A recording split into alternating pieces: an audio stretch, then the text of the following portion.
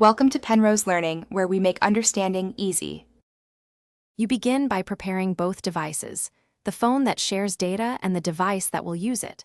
On the host, enable mobile data and turn on Bluetooth. Make it discoverable briefly so pairing can start. On the client, enable Bluetooth and leave it visible while you pair. Make sure Wi-Fi is turned off on the client to force the Bluetooth network route. Once done, move within a few meters for a clean connection and proceed to pair them now. After visibility is set, pair the devices. Select the host from the client's Bluetooth list and confirm the PIN.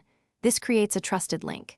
Next, on the host phone, go to Settings, right arrow Network or Connections, right arrow Tethering and Portable Hotspot and toggle Bluetooth tethering on.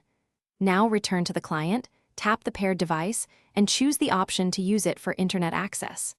This routes data over the secured Bluetooth profile, which is slower than Wi-Fi, but energy efficient for short sessions. To finish, verify the client shows a network indicator and browse a web page to confirm connectivity.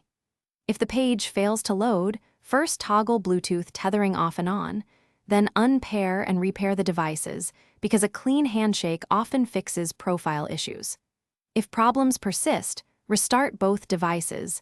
This clears stale connections. Make sure to disable Bluetooth tethering and unpair when done to save battery and prevent accidental data sharing. This is the single best troubleshooting step. Thanks for watching. If this was helpful, leave a like and consider subscribing. See you next time.